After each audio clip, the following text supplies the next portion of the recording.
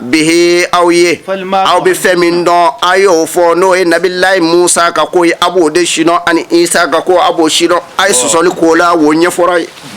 falima ngamune do sa na be sosoli ke fi ma fana laysa lakum kalima ka awiye ilmun donna bihi no e nabillahi Ibrahim ka ko awti fo shino na mu na be sosoli ko la نعم والله قصر على يعلم على من نبي إبراهيم كقوليدون وأنتم أو منهم فلنو يهودي أويه لا تعلمون أو تفويدون نبي إبراهيم كقولا ما كان إبراهيم نبي إبراهيم ما كان يهوديا كنده ولا نصرانيا ما كان نصارى فناي ولكن نبي إبراهيم كان عليكم غير حنفية دين ماي مسلم أكرم مسلم مسلم أو إبراهيم كنده يهوديا وبالك فوقول بالك تسرق والنصارى كنده نصارى بالك وبالك تسرق نبي إبراهيم على كوكو حنفية دين ما دكنو حنفية كني جميع على كل من ديا بيو على كل ودين ما دكنو مسلمة وأكون كده مسلم إسلامي مسلمة قرية موحدا خا أيرك دي علامة على كل بطن نعم كان النبي إبراهيم مكة من المشركين فلانغفو دويدة إن أولى الناس إكارو مقومنون كان كتم بلا جلنغا كتم كتا إبراهيم مسا للذين ودي مقوية تبعوه مقومنون أكواتي مقوني وياك صحابة ويمنون ما يرن نوفي ولود ككناي كتم بكا الله نعم وهذا النبي أنني النبي محمد ككناي ولو كفه والذين أني مقومنون آمنوا نولون لمن ينا نولون لمن ينا كفر محمد كأولو فنك كان نبي إبراهيم الله نقول مسؤول ديكو كو إبراهيم يولد تاي نبي إبراهيم كو يولد ديك ماي ولو بدي إبراهيم أنا ولو مكيد دو على جبالك فينا كو إبراهيم كوني كو أكون ده يهودية أكون نصارى أكون ده يهودية نانا كوفي نصارى نانا إبراهيم كوفي Ibrahim kunya ala kilimandia baye abe ala bato islamia dina ko ayi ko Isa bin nafo manyoko ke masali ada indallahi Allah taala yoro ke masali adam ko bin nafo nabila adam nyoko akam misaliya ani adam kam misaliya afu nyana ko be kelenye ko adam flene fata fe bata fe ko nabila Isa fata fe nga baba fe ni Allah taala be fenda fe mienja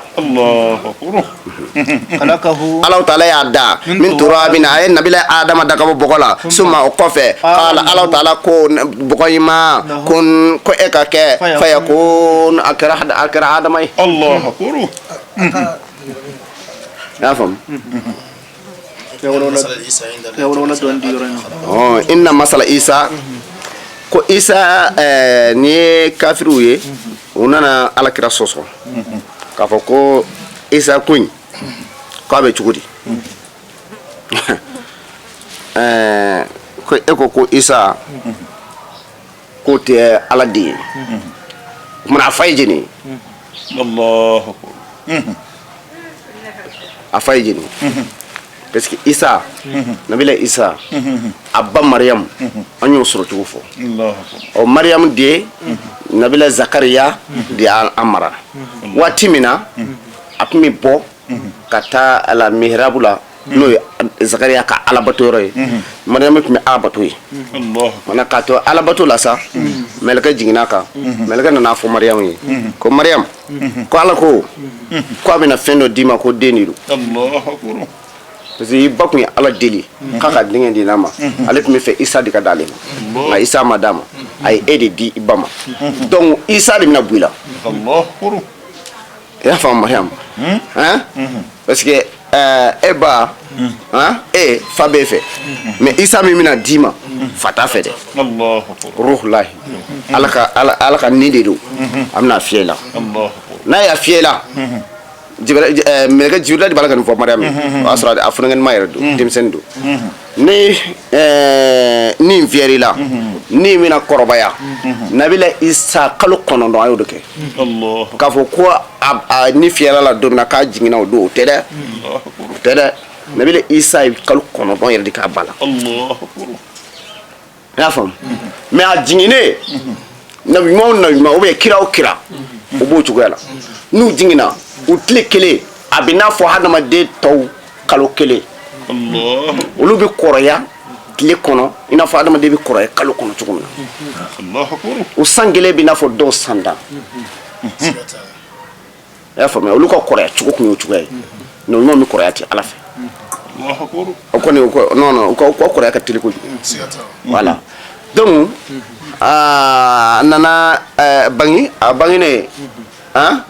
bon yana ka bangi kɔnɔ in kɔrɔ bɛ ale mɔgɔw tora k'a dɔgɔya nin ye jumɛn ye nin ye jumɛn ye nin ye maa kunnako jumɛn ye i bɛ den sɔrɔ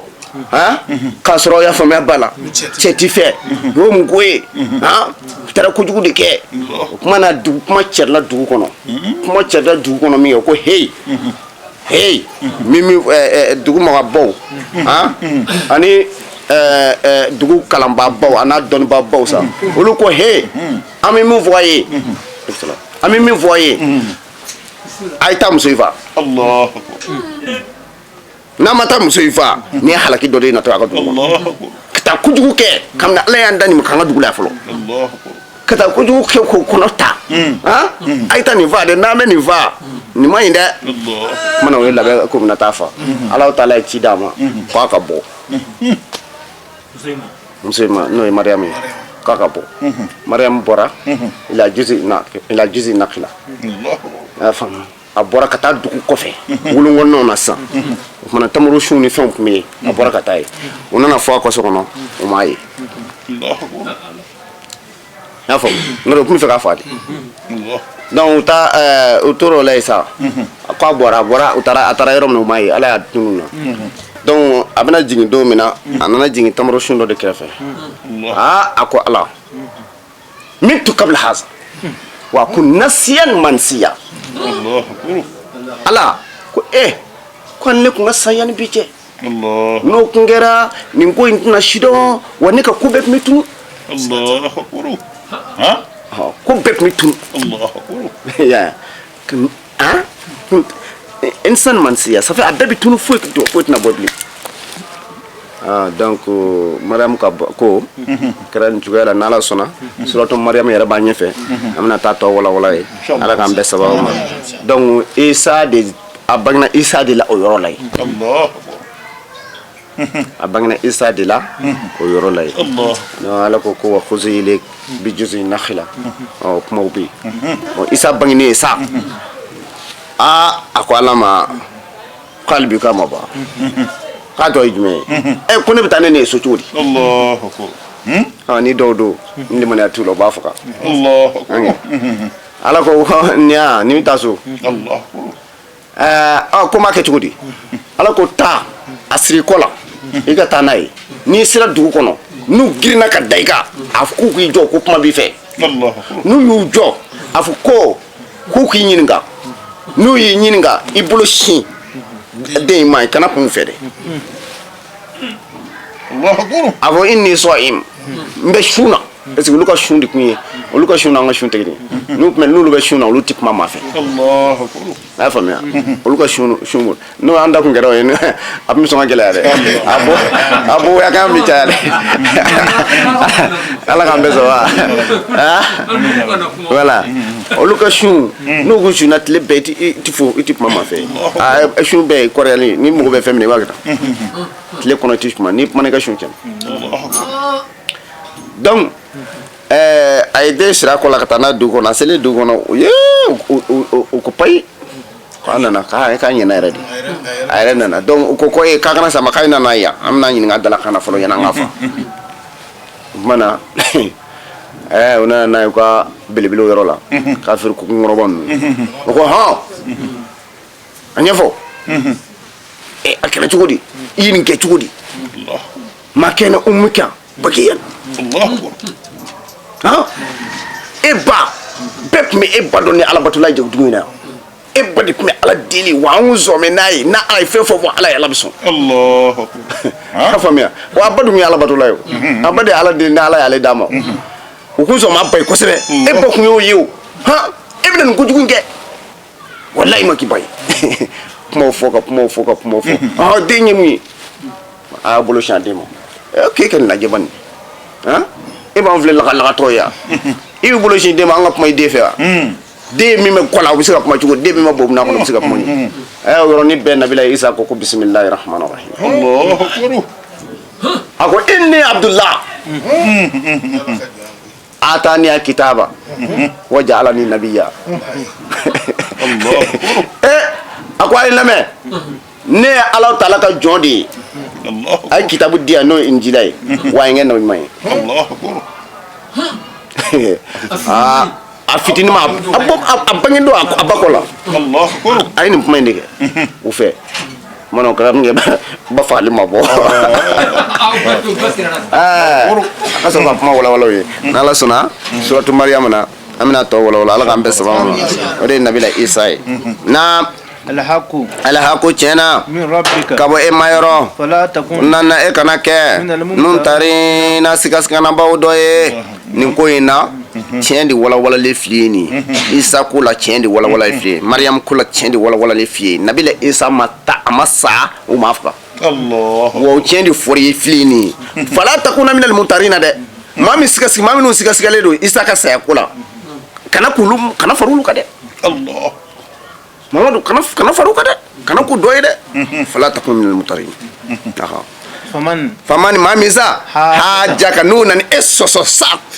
Isa ko la min ba'di ma fɛn kɔfɛ ja'aka mina ni ima mina ni ilimi kabini kuranɛ dɔnni na faqul e k'a fɔ sa aw na de o an bɛ weleli kɛ anw denw na abnaakum aw yɛrɛ k'a denw wele anw b'an musow wele aw yɛrɛ k'a musow wele an yɛrɛ yɛrɛbakun bɛna kɛnɛ kan aw yɛrɛ yɛrɛbakun kana kɛnɛ kan suma o kɔfɛ sa nabtahila an bɛ dugawu kɛ n'o ye danga ye an bɛ danga don kɛ fana jɛ Allah anatalahi an bɛ Ala ka danga kɛ alal kɛzibi na kalonnikɛlaw kan u nana u t'a to yen koyi u tɛ Alakira to yen hali bi u bɛna Alakira nɔfɛ cɔ i ye nin min fɔ an bɛ nin faamu an bɛ nin faamu an bɛ nin faamu Alakira ko an bɛ nin faamu ko awɔ k'a bɛna min mɛn ko n bɛn'o fɔ a ye sisan a y'a ka cɛbɔ kɛ bɛɛ a ye n'a denw ye ne yɛrɛ Muhammadu sallallahu alaihi wasallam n bɛ n den bɔ o don a ye Hasani bɔ fila ni fila bɛ yen a y'u bɔ a nana muso ye n bɛ muso bɔ dɔw ko k'a ye Fatima de bɔ a nana a yɛrɛbakun ye n bɛ n yɛrɛbakun bɔ k'a ye Ali bɔ ye a yɛrɛ pilasi la a ye Ali bɔ ye i y'a faamu a y'u jɔ ala na a y'u kana suma o kɔfɛ nabtahil an bɛna Ala deli jugu kɛ ni min ta tɛ tiɲɛ ye fana jɛ la'anatallahi alal kazibin Ala k'a ka danga n'a ka halaki ye an ka dugawu kɛ Ala k'a ka danga n'a hakili halaki jingo tigi kan ni min ta ye kalo ye a ye na u ye don fɔ o don Alakira a ko Ali a ye bɔ Ali ni Hasan ni Hussein Fatima u bɔra ka t'u jɔ kɛnɛ kan billahi n'u tun ye fɛn fɔ Ala ye Ala bɛ sɔn na Ala cɛ i y'a faamu chrétien ka kɛ ko koyi yahudiya la ilaha illallah kelen ma sɔn ka bɔ kelen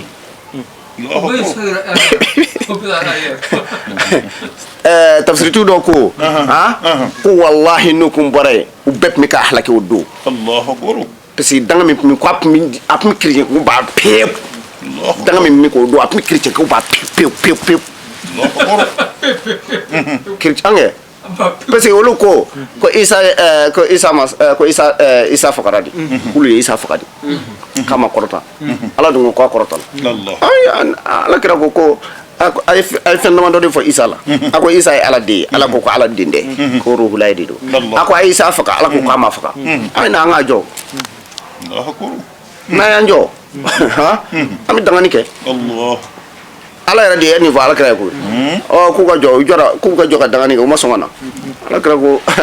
Seydina Ali n'u jɔ ka mɔgɔ bila ka t'u nɔfɛ u bana ka bɔ o lanumɔ tɛ o ye kolon donc o dangani ma se ka kɛ o don Alakira Seydina Ali ni Fatima donc u segira na inna haza k'a dɔn an filɛ ka nin kuma minnu fɔ an ye wallahi nin ye kisa de ye n'o ye kibaru ye el haqo min ye tiɲɛ yɛrɛ ye siga t'a la fiyewu wama min ilahin mawashite fona kara Allah ta'ala kilen be ye Isa te denye wa Isa te ala ye wa ala dinde wa inna Allah ikado Allah ta'ala lahuwa ala tigi al-aziz ala de yagalamul masaya aga masaya kono al-hakim aga kiri benedo na ye minye o benedo Allah ala Isa la kada fatafe o ala kiti Allah na ja baka chula chula mi aja Allah na fa in tawallaw nu yu ko no Muhammadu ka boni man no ma ka bolle maniana ma fa inna Allah ikado Allah ta'ala ala dombaye bil mufsidina ni chen ke lawye ubi chen o chen ke ala bedo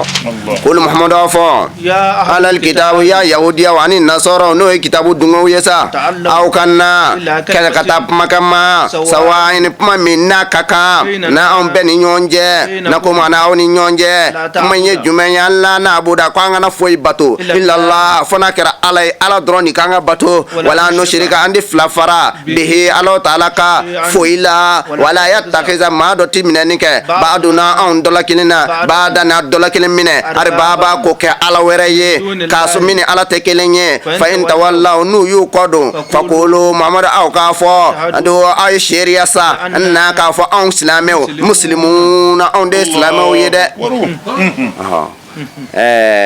k'a fɔ ko yahudiyaw a ko Isa ye ala den dɛ a dɔnta bɔrɔta k'a sɔrɔ maa si ma bato min ni ala tɛ kelen ye o tuma na ni maa min ye fɛn dɔ minɛ ka anw dɔ la kelen k'anw dɔ la kelen minɛ k'o kɛ ala ye k'a sɔrɔ ala de ye ala kelen pewu ye k'o tigi ye tɔɲɔni kɛ dɛ mun n'u banna ka na Muhamadu ka ban ka na o la ka ban ka segin ma o la fɔ k'olu eshahadu bɛ anna muslimu donc a y'a f'u ye dɔrɔn k'olu tɛ yɛrɛ diba ye ala ma anw de ye yɛrɛ dibaw ye anw de y'an yɛrɛ di ala ma na ya ahlal kitabi ya kitabu dungosa lima munne koso to hajuna na obi sosoli ke fi ibrahima nabila ibrahima ka kola wa ma unzilati kasro jingini make atawreta ma jingi fiyo wal injila ma jingi fiyo illa min ba'dihi fun nabila ibrahima temene kofe Allah yala autika hakiltigi wa abi sosoli ke ibrahim kola kasro ibrahim ko akira yani injila se akira yani tawreta ce aw dum sika fo cuko ko ibrahim ko abi sosol ko la cuko amma ka on yana fu yaro ko ya sika sosol ko la na ni rolo ya ahal kitab yahudi ni nasoro o kitabu tigudi alal kitabu dungo ye kitabu minun jingna ko sanfɛ kana duma parce que o kitabu dungo ye jumɛn ye o kɔrɔ ye jumɛn ye u ka kitabu nu ye tiɲɛ de ye quoi parce que tawreta dira fɛngɛ di ma nabila Musa de ma ala n'a fɔ kuranɛ filɛ an bolo cogo min na tawreta fana dira ma di y'a faamu tawreta kɔnɔ a bɛɛ ala ka kuma di ala ye min fɔ nabila Musa ye a bɛɛ ta olu de tun bɛ tawreta kɔnɔ donc u tun bɛ ko de kɛ n'o tawreta baara ninnu ye y'a faamuya u bɛ ko de sidɔn n'o ye u bɛ ko de kɛ n'o ye i n'a fɔ tawreta kelen kɔnɔ a sɛbɛnma kɔnɔ kira dɔ bɛ na a tɔgɔ ye ko Muhamadu bɛɛ ka sɔn la n'a faamuya a mankutu bɛ ta o bɛ yen donc injila o ye nabila Isa ta ye ala y'a jigin bɔ sama ka d'a ma o bɛ ni fɛn min kɛra a bɛ sɛbɛn ka na d'a ma y'a faamuya injila ye tiɲɛ tawreta ye tiɲɛ donc a bɛ fɔ o de ma ko kitabu donc minnu sɔnnen don nabila Musa ye n'u b'a nɔfɛ tawreta b'u bolo zabura fana ye Dawuda ta ye tawreta b'u bolo u b'a kalan n'u ye yɔrɔ min kalan u b'a fɔ nin yɔrɔ in bɛ cogo di n'u ye yɔrɔ min kalan u bɛ taa alakira ɲininka o la alakira b'o yɔrɔ walawala u ye mais n'u sera alakira mankutu min ma u b'o fasi parce que u ma sɔn ma ko man di u ye wala kira man b'o la o juguya kosɔn o juguya dɔrɔn donc ahlal kitabi n'i y'a mɛn kitabu fɛn kɔnɔ dɔrɔn kuran kɔnɔ dɔrɔn a kɛmɛ kitabu tigiw de ma n'o ye yahudiyaw ni nasɔrɔ ye injila tigiw ni zaburu tigiw na ha antum aw kitabu tigiw sa aw minnu filɛ nin ye aw y'u tigiw de ko do aw ye sɔsɔli kɛ fɛn na lakum kɛli kɛra ilmun dɔnna solution b'a la a salen k'a kunu yala o y'a dan ye i y'a faamuya wa o waati ko bɛɛ ten ni Alahu Taala an ka bi an ka bi tile o ye nafolo ye i y'a faamuya nafolo de bɛ yen bi min bɛ fiyɛ n'a ye o dɛ mɔgɔ sɔn bɛ maa min ye bi ka tɛmɛ bɛɛ kan o min ka miliyari ka ca bi ka tɛmɛ bɛɛ kan i y'a faamuya n'i kɛra karamɔgɔ ye n'i ma miliyari di mɔgɔ ma o b'a fɔ cɛ nin tɛ ko ye dɔn i y'a faamu ni miliyari t'i kunna o t'i jate o donc kiraw ka waati o kabako ɲɔgɔn de tun bɛ yen o kabako ɲɔgɔn de tun bɛ yen a faamuya n'Ala nana ni min ye dɔrɔn a b'o kabako in de di a ma ka se ka ko dɔ kɛ Ala k'an bɛɛ sababu o kumana Nabila Isa a kun tɛ dan su kunni ma koyi ayi a kuma fɔ aw tɛ fɛn min dɔn ne bɛn'o bɛɛ kɛ a kuma fɔ a ye bɔgɔ ta ka na u bɔgɔ ta ka na a b'a mɔ k'a kɛ kɔnɔ ye k'a mɔ i n'a fɔ kɔnɔ bɛ cogo min na ka kama ni fɛnw k'a la a b'a fiyɛ dɔrɔn kɔnɔ bɛ wuli ka tɛmɛ Ala bɛ nin fiyɛ a la dɔrɔn a bɛ tɛmɛ o de kosɔn a fɔra ma ko ruhulayi naam biiznillah ne bɛ nin bɛɛ lajɛlen kɛ ni Ala ka diɲɛ ye ma kolokoto ne b'o furakɛ i bɛ kolokoto dɔn wa sen t'a fɛ bolo t'a fɛ ɲɛ t'a fɛ da t'a fɛ a ti kuma a ti mɛnni kɛ a ti yeli kɛ sen t'a fɛ bolo t'a fɛ Isa bɛna dɔrɔn a bɛ maga o la sen ni bolo bɛ bɔ a la ɲɛ bɛ k'a la fɛn bɛɛ bɛ k'a la tɛmɛ ko ma ko kolokoto banabaatɔ min bɛ ko kolokoto don naam ani kunatɔ n bɛ nin bɛɛ lajɛlen furakɛ wa ohi ne bɛ ɲɛnamani kɛ alimawuta su la n bɛ su kunu biizinilahi n bɛ nin bɛɛ lajɛlen kɛ ni Alahu Taala ka diɲɛ ye bɛɛkomi ne bɛ aw kibariya ni fɛn ye taakuluna a bɛ fɛn min dun bi n'aw nana ne Nabila Isa kɔrɔ n b'a f'i ɲɛna i ye fɛn min dun sɔ de don naam wa ma tadakhiru ani ye min tɔ to i ka so m'o fana fi buyutikum a ka du kɔnɔ i k'a dɔn o kuma minnu fɔlen filɛ nin ye kabakobaw ye aw ye in kuntum na aw kɛra mu'minina ko aw danbɛ Alahu Taala la aw danbɛ Ala ka kiraw la aw danbɛ saka kunu na naam Nabila Isa a nana a bɛna fɛn tiɲɛtigiya fɛn min nana ka kɔn an ye n'o ye Tawureta ye n'o ye kira minnu kɔrɔ an nana ka kɔn Nabila Isa yɛrɛ ɲɛ mina Tawureta kabini Tawureta la wal uhilla ne bɛna fɛn dɔw daga lakaw aw ye aw b'o dun lezi fɛn kɔfɛ harama aleikum n'o hurrima aleikum n'o haramuyala aw ka fɛn dɔw bɛ yen olu tun kɛra haramu ye aw kan i n'a fɔ jɛgɛ sugu ni kɔnɔ sugu Nabila Isa nane a y'o daga jɛgɛ sugu ni kɔnɔ sugu o tun ye haramu ye a tɔgɔ ye di yahudiyaw kan nka Nabila Isa nani o kɛra halala ye naam ne nana aw ma ni kabako caman ye ka bɔ aw ma yɔrɔ aw sera Ala ɲɛ o ni a ka tugu ni Nabila Isa la a ka Ala kelemadiya dɔn i k'a dɔn Ala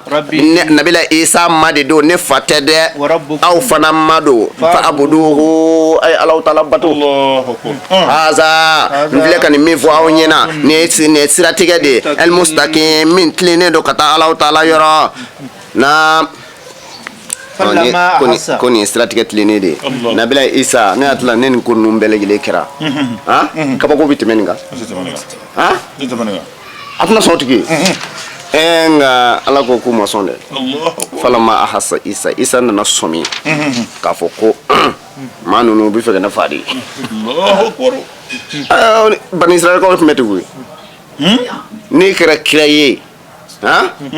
e kɛra maaba ye cɛ n ka cɛ u bɛ fɛɛrɛ tigɛ an ka nin bɔ yen n fɛ an ka maabaya tiɲɛ n fɛ k'an ka kow de tiɲɛ an bolo yan an ɲɛ min ka labɛn minnu kɛ a bɛ n'o bɛɛ lajɛlen tiɲɛ an bolo a ye dabali tigɛ nin na joona u b'a fɔ k'u bɛ dabali tigɛ falama ahasa Isa waati min na Nabila Isa sɔmina minhum kabini Bani Israɛl ka ninnu na a nana sɔmi k'u ye kafiriw don k'u bɛ fɛ k'ale faga k'ala Nabila Isa ko maa jumɛn de don sa ansɔri n'o bɛ na ne dɛmɛ an ka taa ɲɔgɔn fɛ ka taa Ala yɔrɔ ka taa Alahu Taala ka diinɛ bato k'ala hawariyuna ko nahanu anw tigi an bɛna Alahu Taala dɛmɛ wa an bɛ Alahu Taala bato wa an bɛ tugu i la an ka taa amanna an darala billahi kata alalla washhadu an mishireya wa nabila isa ka shireya bi anna ka fo an muslimuna an ya yara di alama ka an yara di ma rabbana ya masa amanna an limanyana ma ni feye anzalta Allah taala min jinge kamne injilan tawrata la wa tabana an turwa rasula ika kira no fe no isa e ka on sebe na shahidina ika on fara nabila isa shire abaw kada ika on fara chentigi bawka wa makaru unana fere jugu tike isa nabila isa la wa makara Allah ala nana fere tike ukama wallahu ala khairul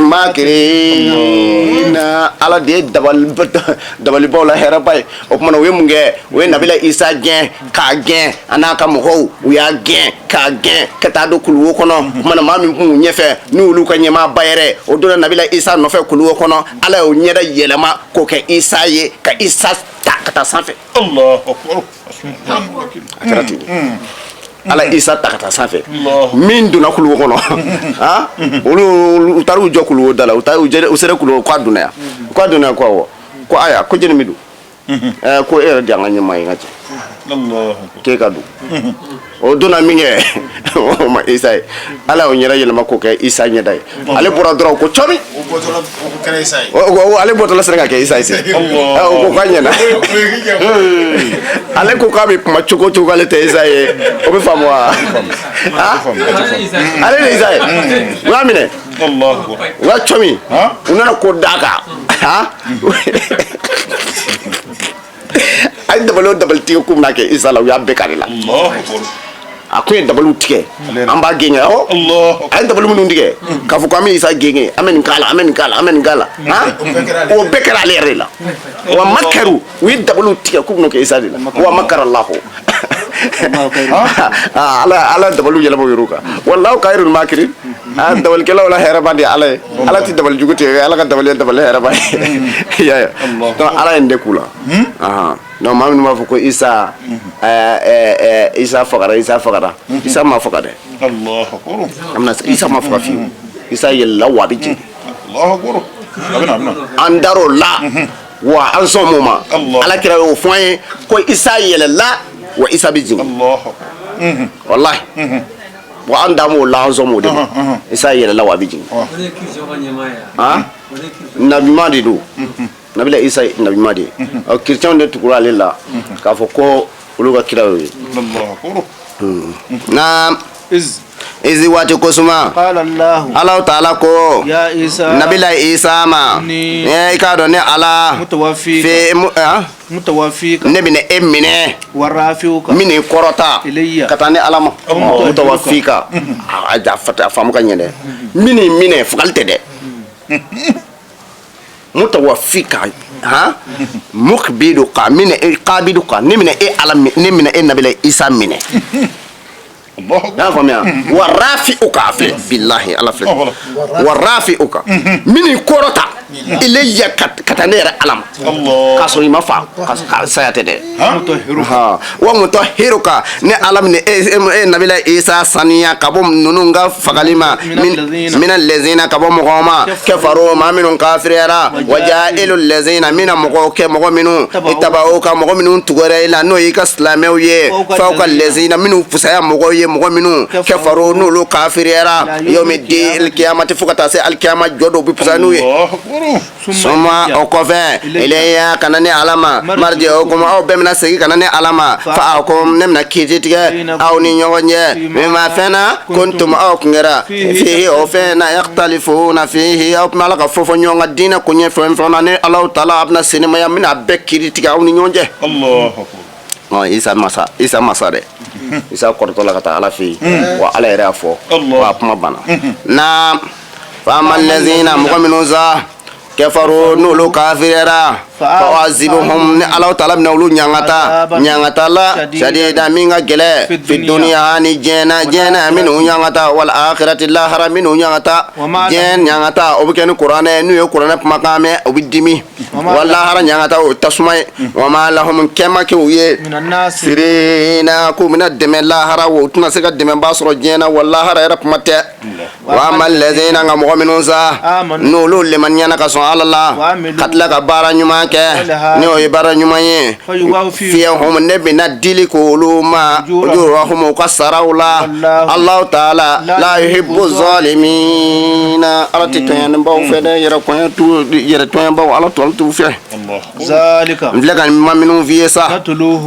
aw men kala e muhammadu ka ayati kamna alaka kabakola ani wa zikri an kofoli al hakimi kofoli mi kiri tige fe na kiri benendo no qur'ane inna masala isa muhammadu nu isa so nabila isa ka kula afunya na ko isa flene ko fat nabila isa o atoydi ruhullahi Allah ta'ala kan nido o kuma kan nu abini in sojanu luye wa sayyidan o ko fe kundigido mo bina tu ala kundigi na foro ko kundi ko jama mina tu ala na ke jama ti wa mina ke mo bina soy ko sebe Allah de sayyidu wa hasuran wa abina ke kishife kabo muso toroma Allah est-ce que olu fana ka kɛ duma ye dɛ ala b'a fɔ ten ayiwa ko a bɛna kisi olu tɔɔrɔ ma wa nabiyan o bɛɛ lajɛlen kɔfɛ n bɛna kɛ na ɲuman ye n bɛna sɔlihin a bɛna kɛ maa ɲumanw dɔ ye naam kala zakariya ko rabbi ya ne masa ni cogo jumɛn na yakun kɛli bɛ kɛ li ni zakariya fɛ wala man den bɛna kɛnɛ fɛ cogo di wakati balaga ni k'a sɔrɔ ne si sera alikibaru kɔrɔbayali ma ne kɔrɔla kosɛbɛ ala e bɛna den di ne ma e k'a sɔrɔ ne si kɔrɔla ka se ni hakɛ ma dɔw ko san 100 ani san 20 dɔw ko san 90 ani dɔɔni ko a si tun b'o la o don wa murati ne muso kirun o ye muso y'a faamuya bala den wolobali ye a kiro wa ko cogo di ko muso jumɛn ko borokɛ ko a muso ye borokɛ a tɛ den sɔrɔ o don a muso bɛ san 90 ani san 5 ale yɛrɛ bɛ san 100 ani san 20 muso bɛ san 90 ani san 5 o den sɔrɔ cogo di donc a ko ala ne ma nin faamu dɛ na kala ko meleke ko amasa kezalika o cogoya de la sa Allah yafalu ala bɛ fɛn kɛ ma fɛna yasha u fɛn min ala ta'ala ja ala b'a kɛ dɛ a ye nin fɔ meleke min meleke ko he hali ni si bɛ san 1000 na ala bɛ fɛn kɛ fɛn min y'a jari koyi n'a jara cogo na b'a kɛ ten donc a ko sa kala ko yani masa le e ka kɛli kɛ ne zakariya ye ayatan o kumana tamasiyɛn dɔ di an k'a dɔn k'a fɔ ko muso kɔnɔma don kala meleke ko a ma e ka tamasiyɛn sa ala tukallima nasa k'i kana kuma maa si fɛ asata ayami tile 3 tile 3 i datigɛ bɛɛ la i ka tile 3 kɛ kaliwa la i ka so kɔnɔ yan kana taa fɔ maa si fɛ ni maa ye tigɛ ala la ni maa ye tigɛ mɔgɔ na ka tugu ala la i bɛ ala sɔrɔ y'a faamu kaliwa tɛ foyi ye kɔ ka tigɛ dɔrɔn k'i ni maaw tigɛ dɔrɔn waati kunkuru ka don so kɔnɔ ka ala ɲini ka ala sɔrɔ ala deli de y'o ye o kaliwa de ye ani maa min ko kaliwa man ɲi a filɛ a filɛ kuranɛ kɔnɔ fa bɛɛ fɛ a bɛ fa bɛɛ fɛ koyi alakira yɛrɛ sallallahu alaihi wasallam mɛlɛkɛ bɛ jigin min don min ka kuranɛ fɔlɔ d'a ma o y'a sɔrɔ a bɛ kaliwa la fil gari hira ye gari hira ye kulu sanfɛ kuranɛ fɔlɔ bɛ d'a ma yɔrɔ min ikra bismi rabbika allazi khalaqal insana min alaq ikra dira ma den k'a sɔrɔ a bɛ kaliwa la kuluwo kɔnɔ a b'a la k'ala bato ye mɛlɛkɛ fɔlɔ jiginna a ka ye de ka sɔrɔ kana kuranɛ fɔlɔ d'a ma ye i y'a faamu aw kɛra k'a to kaliwa de la o kun y'a ka kaliwa kɛra waati bɛɛ a bɛ taa a bɛ tile 4 kɛ a bɛ tile 7 kɛ a bɛ tile 3 kɛ an b'a Khadija Khadija tun bɛ taa dumuni di d'a ma ye hali sini a kaliwa kɛyɔrɔ bɛ yen alakira tun bɛ yɛlɛ cogo min na ani bi mɔgɔ bɛ yɛlɛ cogo min na n'i y'a yɛlɛ cogo jateminɛ ka bɔ dugumana na ka taa sa i bɛ sɔn ka miniti 30 kɛ sira la kulu in yɛlɛli kɔni wala alhamdulillah minnu sira i b'a dɔn alhamdulillah ne yɛrɛ taara yen ka taa seli i b'a to a kulu kɔnɔ i bɛ alikaba murabu kulu in wo cinnen don coyi alikaba murabu awɔ bon kabako don cogo jumɛn alakira a dɔn sallallahu alaihi wasallam parce que waati alikaba murabu tɛ yen wa sisan alikaba murabu bɛ yen i b'a alikaba ye de ni murabu ye bon fɔlɔfɔlɔ alikaba murabu tɛ yen mais cogo di alakira y'a dɔn coyi k'a sinnen don alikaba murabu sallallahu alaihi wasallam d'abord i bɛ se ka da la ten k'a fɔ kira ka kira kabako don kalo si t'a la donc alakira tun bɛ bɔ yen ka bɔ mɔgɔ cɛ la ka taa ka kaliwaw kɛ kaliwa ka ɲi dɛ kaliwa ka ɲi ala k'an bɛɛ sababa ma ala k'a ɲɛ ka d'a ma naam illa ramzan k'i kana kuma maa si fɛ fɔ n'a kɛra kɔrɔyali ye ka tamasiyɛnw jira mɔgɔw la wazukuru e ka kosumani kɛ rabbaka imana kasira ala ko fɔ kosɛbɛ wasabihi ka seli bil ashi seli wula fɛ wala ibkar ani sɔgɔmada fɛ n'o ye waduha waati ani bala fitiri waati i ka seli kosɛbɛ ni waati ninnu ka di ala ye kosɛbɛ ni waati seliw ka di ala ye ka seli fitiri ou bien fitiri selilen kɔfɛ nafilaw ana wudu ka da ala ka ala wele an ka ala wele na fɔ tile bɔ waati olu ala wele ka da ala na wa izi waati kosuma lati malaika mɛlɛw ko n'o ye jibrila ye a nana fɔ ko ya e mariyamu sa inna allah i k'a dɔn ala taala ala y'i kɛrɛnkɛrɛ tɔhara kɛ a tilala k'i sanuya wastafa kɛ a y'i sugandi ala nisa'il alamina i ka nin bi muso bɛɛ lajɛlen i ka fisa n'a bɛɛ ye ala y'i kɛrɛnkɛrɛ ka tɛmɛ a bɛɛ lajɛlen kan ya Maryam meleke ko ya Maryamu eknati e ka ala bato e may e ka sujudi ke e ka pembere minake ma raki ina ka farasel baw kada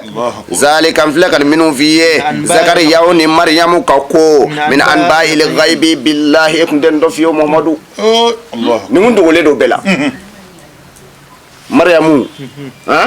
aka ko ka wala tan ala kun tɛ tawreta kɔnɔ tan a kun tɛ injila kɔnɔ tan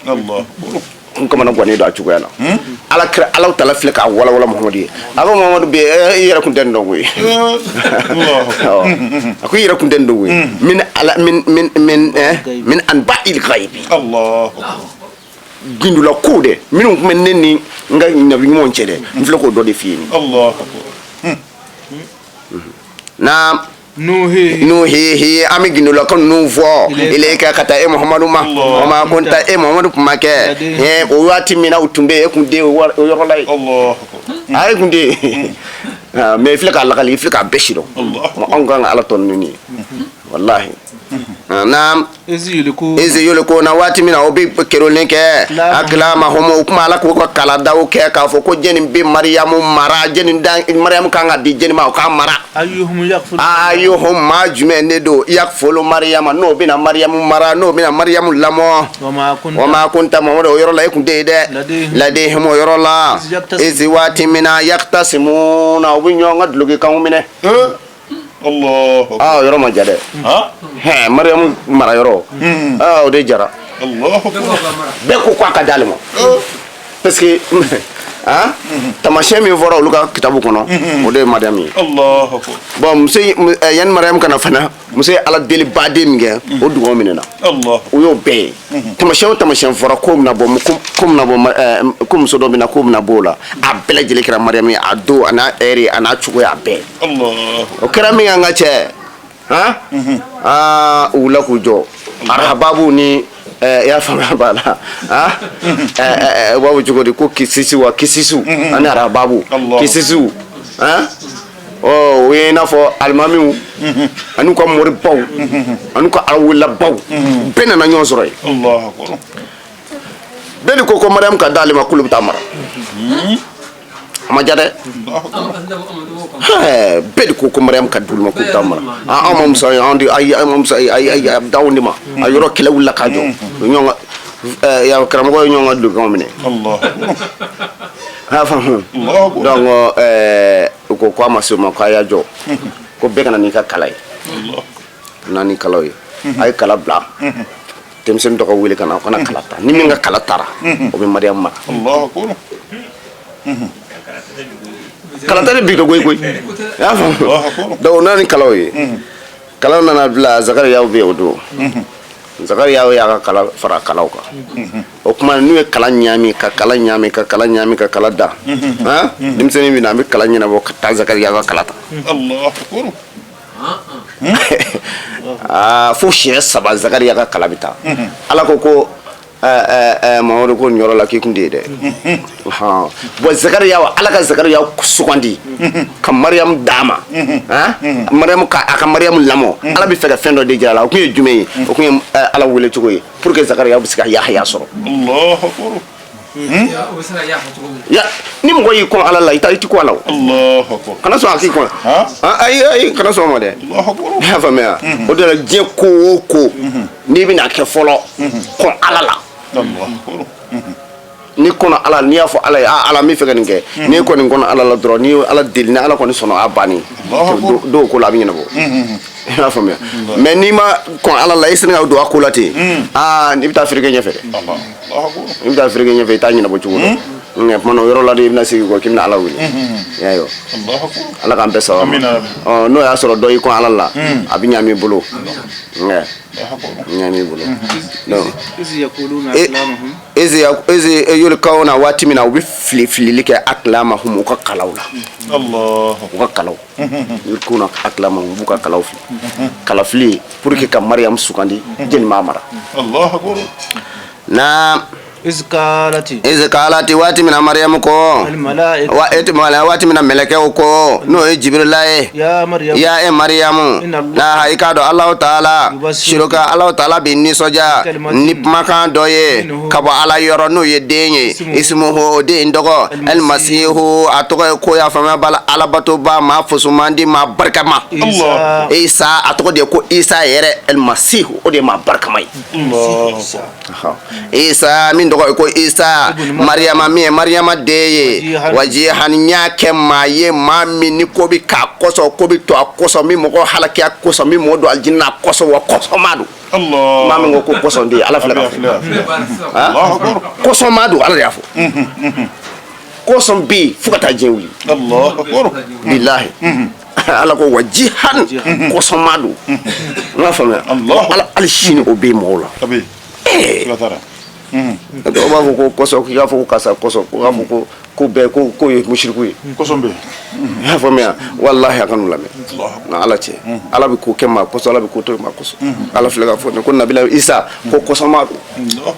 na fi dunya kɔsɔma do jɛna n'a ka naɲumanya ye wala akhirati lahara fana a bɛ mɔgɔw surunali do a bɛ se ka dɔw don alijinɛ kɔnɔ kɔsɔma do wa minal muqarrabin wa masurani ma dɔ do ni Alahu Taala yɔrɔ wa yukallimu nasa wa ma dan o bɛɛ lajɛlen ma ko ye Alahu Taala ko nabila Isa min filɛ nin ne bɛna d'i ma Mariyamu nabila Isa a bɛ kuma hadamadenw fɛ fil mahdi bomina kɔnɔ wa kahlan hali n'a kɛra baluku jeni ye a bɛ tila ka kuma mina salihina wa ma ɲuman dɔ angɛ kahala a bɛ fɔ ma ko cɛkɔrɔba wala n'a fɔ san 30 hakɛ ou bien san 20 ni dɔɔnin ka taa se 40 ma 3 poches voilà na Mahdi o de ye bomuna ye fil mahdi o de ye bomuna ye na kalati Mariyamu yɛrɛ ko ne ma anna yakunu li cogo jumɛn kɛlɛ bɛ se ka kɛnɛ Mariyamu fɛ wala dan den bɛ se ka kɛnɛ fɛ ala cogo di walam yamsasni basharu k'a sɔrɔ ne ni cɛ ma da ne ti cɛ dɔn ala o bɛ se ka kɛ wa kala Alahu Taala ko nin cogoya de la sa Allahu ala bɛ tan dɛ ma yasha ala bɛ fɛn da fɛn min y'a ja kada amura n'a ye fɛn min laɲini n'a ma yakulu i k'a dɔn Alahu Taala b'a fɔ o fɛn ma ko lahu o fɛn ma ko nin ko kɛ fayakun a bɛ se ka kɛ ten angɛ ko nin fayakun Mariyamu ko ala nin ka gɛlɛn ne n ti cɛ dɔn ne ni cɛ ma da ni e ko den bɛna den sɔrɔ den tɛna sɔrɔ cogo di ala ko k'o cogoya de la ko min gɛrɛjɛgɛ angɛ fa t'a fɛ bata fɛ fa t'a fɛ nka ba b'a fɛ na wa yu'allimuhu alkitab kaba ani Allah taala bɛna a ladɔnniya kitabu la n'o ye injila ye wal hikmata mina kodɔn fana d'a ma wa tawrata mina a ladɔn tawreta fana na wal injila mina a ladɔn injila fana na wa rasulan mina kɛ ciden ye Israɛla ka taa bani Israɛlakaw ma ani k'a fɔ ni Allah ka di ne nana aw ma ni nabila Isa nana aw ma ni Allah taala ka kabako ye ka bɔ aw ma yɔrɔ k'a fɔ ne nabila Isa min filɛ nin na komi ne bɛ dilali kɛ aw ye tin ka bɔ bɔgɔ la mi bɔgɔ ta k'a dilan k'a mɔ k'a kɛ mun ye ka hayati tɔri i n'a fɔ kɔnɔ fa anfuku fihi men da fiya la fa yakunu tayra bi wuli ka pan ka kɛ kɔnɔ ye na Allah taala ka jɛ ko komi na cɛw ma Isa mina bɔ Mariam na ka cɛ o ma n b'a ci hadamadenw ma wa a bɛna diɲɛ kɔnɔ m'a ladɔnniya kitabu la n'o ye y'a faamuya b'a la injila ye n bɛ tila k'a ladɔnniya injila kitiw la n'o ye kodɔn ye kodɔn a bɛna kɛ maa ye maa min bɛ kodɔn kosɛbɛ wa tawreta ani injila a bɛna ladɔnniya o bɛɛ lajɛlen la a tɛ dan o ma ko a bɛna kɛ kira ye ka ci bani Israɛlakaw ma a bɛna fɔ bani Israɛlakaw ko ne nana ni kabako ye aw yɔrɔ a nana a bɛ ko caman kɛ fɔlɔfɔlɔ min ka gɛlɛya bɛɛ o don o tun ye dɔgɔtɔrɔya de ye waati bɛɛ n'a ko don Alakira ka waati sallallahu alaihi wasallam kuma dun bɛ yen kuma de tun bɛ i n'a fɔ kɔrɔti ni ko kumana dɔrɔn a bɛ don mɔgɔw la a bɛ fɔ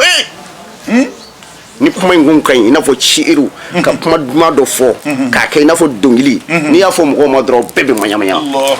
a ye min fɔ ɲɔgɔnna te maa ma fɔ i m'a faamuya donc dɔwɛrɛ bɛ na u bɛ dɔwɛrɛ fɔ min ka di o de la Umaru Gesu ninnu ni dɔnkilidala ba ninnu nana o waati i y'a faamu Ala ko k'u to ten ko mina Mamadu mina min d'e ma k'u si tɛ s'a kɔrɔ o jumɛn ko kuranɛ ni kuranɛ kuma na o bɛɛ dabi ten sura kelen a b'u bɛɛ dɛsɛ haya kelen Alakira b'a fɔ yɔrɔ dɔ la u bɛɛ bɛ jɔ ten n'a ko kɛf haye ayin sɔd n'a y'o sama ka t'o jɔ karamɔgɔkɛ bɛɛ bɛ jɔ kalansogo 7 si ni si tɛ kelen ye n'an kɛ arabu dɛsɛra mana nabila Isa ka waati min bɛ yen o tun ye dɔgɔtɔrɔya de ye hadamaden bana filɛ nin ye sa a bɛna sa jɛni bɛ se k'a furakɛ mana dɔgɔtɔrɔbaw bɛ wele sisan olu bɛna a lajɛ minnu mana se k'o bana furakɛ o don o tigi di ɲɔgɔnna tɛ yen dɔnni na kumana bana furakɛlabaw olu de tun bonyɛnnen don kosɛbɛ nabila Isa ka waati mana Isa nana Ala ko Isa ko e ta to ye bana kɛra cogo di ko bana yɛrɛ y'a fa de koyi o ye dɔgɔtɔrɔbaw wele ko nin kɔni ko cogoya tɛ solution foyi tɛ nin na Isa ko ne de bɛ yen aw ka dɛmɛ o taara a ma na ka waati Isa nana Isa ka kitabu la Isa ka mɔgɔw ma se ka effacer a b'olu ka kitabu kɔnɔ yen a bɛ kɔnɔ cogo di kuranɛ yɛrɛ y'a fɔ cogoya min na a b'u sɛbɛn m'olu ka kitabu kɔnɔ Ala y'a fɔ coyi suratu Safi kɔnɔ wa rasulan ya'ti min ba'di ismuhu Ahmad ko kira dɔ bɛ na ne kɔ ne taalen kɔfɛ a bɛ na a tɔgɔ ko Ahmadu n'a nana a ye ne ta in bila a ye tugale kɔ i y'a faamu donc kira bɛɛ ni nabima bɛɛ de ye nin layidu ta Ala bolo ka sɔn o kan ka fɛnkɛ k'o kan mana Alakira nanen sallallahu alaihi wasallam o ka layidu bɛna dafa don jumɛn o ye sanayɛlɛ don ye Ala ko i tɛmɛ dɔ la ninnu ka layidu dafa i ka sɔrɔ ka tɛmɛ ka na an fɛ yan fɛn min kɛra sira in kan a ko ka ca na famani maa min sa tawala ni e y'i kɔ don ka bɔ nin kuma in ma zalika nin misaku in talen kɔfɛ n'o ye nin layidu in talen kɔfɛ dɛ fa ulaika olu tigilama hum olu tigitigi alfasikuna olu de ye fasiku ye a ko kira wa aya o do dɛ ni an ye layidu min ta k'a ban pewu ni min sɔnna a ma o bɛ kɛ kira bɛ kɛ nabima ye nka ni min ma sɔn a ma o m'o ka kira tiɲɛ a bolo o bɛ kɛ fasiki ye munna kiraw kira sono be ka kira dafara nabi man sono be ka nabi man dafara ala ka ambe salama ala ko kala kira nam afa khayra dinillahi yala di ala ka dine ko fe yabkun o mina minani ke wa wallahu kasra wallahu aslama kasra mo ko limanena ala taala ka dala ka uyira di ama ma fi samawati no be sangulo golo vlana ani ma no be dugolo golo vlana tawana o sona ye nokayala wa kara hando sona ye ni bamuru ye no karabaliye wa ilayhi kata ala taala ma yurjauna wa yurjauna ilayhi bisika taala taala ma muhammad afuye amanna on liman yara na on limanena ala taala la wa ma an limanena fena femin jingina no e qur'ane on ka wa ma an limanena fena on femin jingina ala ibrahima nabila ibrahima ka an limanena fena femin jingina nabila ismaila ka an limanena fena femin jingina nabila ishaqa ka an limanena fena femin jingina nabila yaquba ka wala asbata an limanena fena femin jingina yaquba de bele jelenka wa ma an fe no dira nabila musa ma no tawrata andarola wa isa femin dira nabila isa ma no injila andarola wa nabiyuna annabi ma bele jele fe dira nabiyuna ma amdara bele jelenna min rabbihim abela jele jingina kabo ala yoro nu yumaye la nufarriqu on di farafaralike fe nabi ma shini nyonje kamin nabi ma bele jele beta yi chenye wana hano on laho wallahi ni manuna muslimuna on yen libadi on yen yere dibaye allah taala ma ni madanna ala yere tison iga silama ma dafa ka so ka dala ala ka ma beka ma dafaledo wa beka kira dafaledo wo fen jingina ka duma no kitabu nunya kitabu peki fi ka dawla ka soma ka soro ka da ala kira la sallallahu alaihi wasallam kira di alam na waman ma misa yabtaghi ne e fen wara mine femin islamiyata kelenye ko ka dina waraye falan yuqbal wallahi ne ala tinaw min fiu minhu kaboti bolo wa tigi la kira la rajodo min al khasirina e bone blekise de doye emna bone la hara كيف تقول منا لا والله تعالى من كنانيك جماعة كلهم من غير كافر ويه يقول لمن يكفى وتلقى الشريعة ويركا كافا على كرا صلى الله عليه وسلم أركلا كرا يتشيني كناني كروما البينات كبكو بلا جلني دلو بلا جلن ديروما الله تعالى لا يعدل كوما على تك جماعة كلهم كشي الظالمين جماعة كلهم من غير يرتوهنا ويه كتشوج مين ala bi jamakulu kisi jamakulu minu nu darala ka fo kira ka kira e cen Allah taala ye kabako ni wala wala li beduma ka dalu jele beji wula utlala ka ban ka ton ka ban o ma ka la wo yera ton ko ala bo ti kisi tugoti ko lu yera ton na de ko ala ni to lu ton ni na de na ulaika ulu mo wala minu flega fiye ulu sara anna alaihim la'natullahi ko Allah taala ka danga dibuka melaka ko danga buka hada madon ko danga buka u bela jele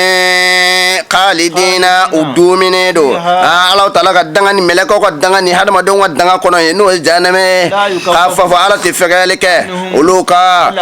nyangata tifaga ko fiyo uluma ke yunzaruna ko binyana flalika dona dominu lubna bo kono kuti bo kono fiyo Allahu akbar yara dobe nulu do janeme kono u ba fo ha ta do bala ko ni nanga ñu juma jenni ni bana amna bo ta aljine kono Allah do bo ñina file ka fo wati do na se amna bo nga kafri mima ala botu fiu ñina file taw tala Allah ti ba kono fiu dumine do ala kan kishuma na illa alladhina fana kara mogo yesa tabu ni ma minun tubira kabo o ya fama ba ko fili badia ngono waslahu godla ka nyima ke ka nyani ke na ikado Allah taala ala ya fa bay uluma rahim abisaka hinu la ni yahudiya min tubira ou bien nasara min tubira kabo chrétiena ou bien kabo yahudiya la kado islamia dinana katla ka bara nyumanke ala ko bi ka tubi mina o koroydi ye fenke ki to nasara la be yahudiya la ala ba betufi Allah ka be yafa ka sɔrɔ silamɛ ɲuman sɛbɛn donc e kɔni bɛ kɛ i n'a fɔ maa min nana diɲɛ kɔnɔ bi yɛrɛ yɛrɛ juru foyi t'i kan naam innal ladhina ingado mo minun sa kafaru ni ma minun kafirera ba'da iman mane humu limaniya ko fe ka bol limaniya na katla ka kafiri huma ko fe azdadu unana jidile ka kafiri alega lan tuqbala wa Allah taala ko kun lan tuqbala minanit na ke uluye tawbatuhum ka tubi la fiyo wa ulaika ulu tige ulu de ma flile unye innal ladhina ma mimbe na aslame aleko ale dona slame la katla ka bo slame la ka ke kafiri katla ka bo kafiri la kana do slame la katla ka bo slame la ka ke kafiri ala ko tiga tubi ko le to mina Allahu akbar. tubi bidatu ko tinye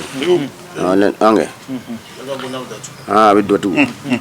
ko tigera ko lude ma filiwni Allahu akbar. na innal ladhina mu'minun za kafaru lo kafirera utla ka fatu khasro lu tige kafiru do kafir la ma fatura bala Allah taala na minani ke ne ulu dola kilembulo mil al ardu do kulo fale sanuna zahaban sanuna tew wala tadana yo saraka bihi na yo saraka ka fo kwale ka do aljina ko na tido fiu na du kulo bele jire fale tew ko bega sanui ko di alama ko pour que ale ka se ka do aljina kono ko sutuwa to la ko Allahu akbar. ulaika lo tigila mo na nyangata be fladu kuma jibla bu ji ani burmusi ana da ko amba Fatima Dayele Allahu akbar. ko alakira sallallahu alaihi wasallam ko cero be dalari Allah. alakira ko cero be ko awo alakira wulla kana ako ngache kinana bituguri Allah. ako nana ko ko ala ko kam ko bilabi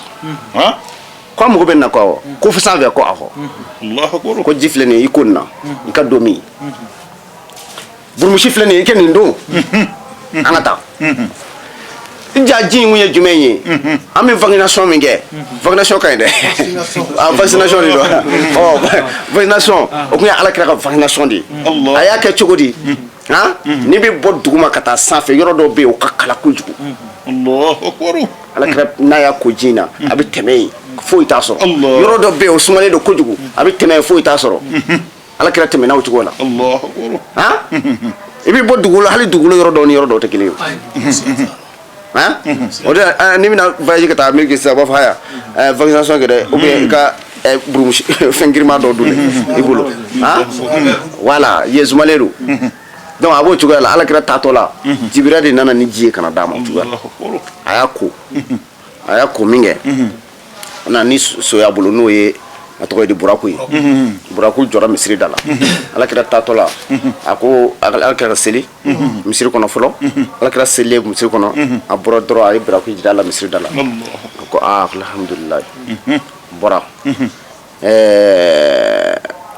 kumana jito kuma bolo ayo ke benga kono kala ka seli la kira ka seli tawla a seli tawla o benga ko sigile do buraku kref buraku se krefe seli tawla ko so ka yele Allahu akbar. ko ala kira tara save kana buraku wuli tola a se talo na benga na jito ni mi ma kono ko bo da fama o jito ni bala ka bon ala kira tara save ka se kana ka so jima ba bon na fa Allahu akbar. ala kan beso Amin ya rabbi. a wulle nani jibra wulla waya sora ala ye sanfela bella be ka ban pew dugumana bella be ka ban pew wulla makan ko nyashi betul muqaddasima no zilzam misri min vla atodi Israel ya fam wu nyashi yema kanaye unana sora kirawni nabi mo be dafale do Allahu akbar. ka damina adam na kanabla nabila isa Ha?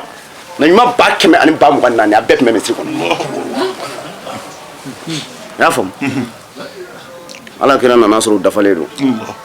mana afode mo ko misa ko haya Allah. c'est ya fam ala kira dona sallallahu alaihi wasallam o do o selile o nafla zelli kira befe o wajibi kira beka Allahu akbar. ni mo ke ala kira kofe ika kira fa masabati albi